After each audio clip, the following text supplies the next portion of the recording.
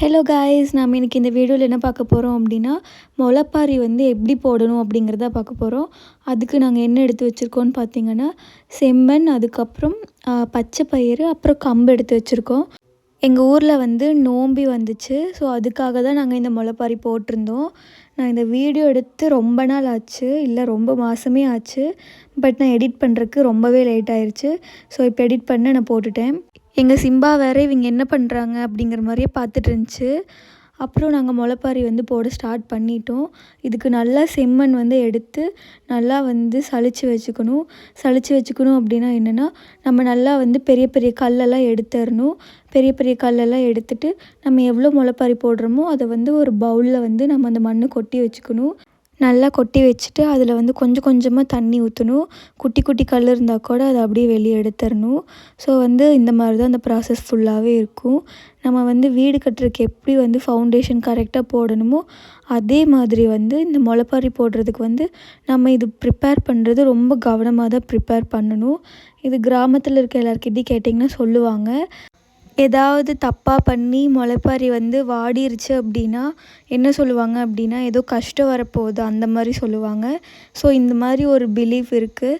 So அதனால் எல்லோரும் என்ன பண்ணுவாங்கன்னா, ரொம்ப போடும்போதே பார்த்து பார்த்து போடுவாங்க. ரொம்ப குழந்தைய பார்த்துக்கிற மாதிரி தான் இதை பார்த்து வச்சுருப்பாங்க.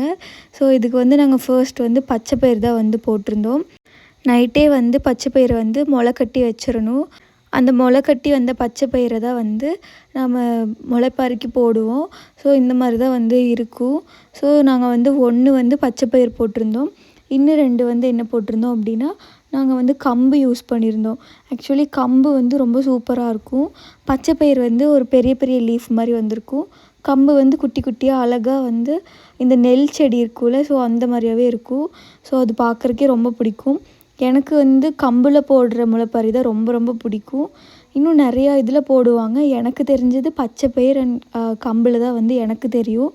இன்னும் வேறு இதுலலாம் போடுவாங்க அப்படின்னு நீங்கள் கமெண்ட்ஸில் சொல்லுங்கள். சின்ன வயசில் இந்த முளைப்பாரி போடுறதெல்லாம் ஏதோ விளையாட்டு அப்படிங்கிற மாதிரி நான் நினச்சிக்குவேன். ஏதோ சின்னதாக ஒரு டப்பாவில் செடி போட்டு வைக்கிறாங்க, ஏதோ செடி வளர்த்துறாங்க, அந்த மாதிரி தான் வந்து நான் நினச்சிட்டு இருந்தேன்.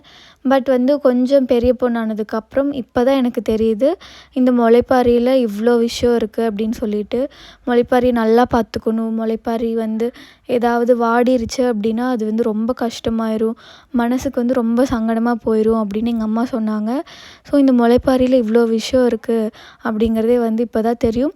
அதுவும் கேட்கும்போது எனக்கு அது ஃபர்ஸ்ட் டைம் தெரிஞ்சுக்கும்போது ரொம்பவே வந்து ஆச்சரியமாக இருந்துச்சு. என்னடா இப்படியெல்லாம் இருக்கே அப்படின்னு சொல்லிட்டு. ஸோ இது நாங்கள் முளைப்பாரி போட்டு நல்லா வந்து அது மூடி வச்சிடணும் ஃபஸ்ட்டு ஒரு 2 டேஸ்க்கு. இந்த வீடியோ உங்களுக்கு பிடிச்சிருக்குன்னு நினைக்கிறேன். மறக்காமல் சப்ஸ்கிரைப் பண்ணிவிட்டு ஷேர் பண்ணுங்கள். தேங்க்யூ.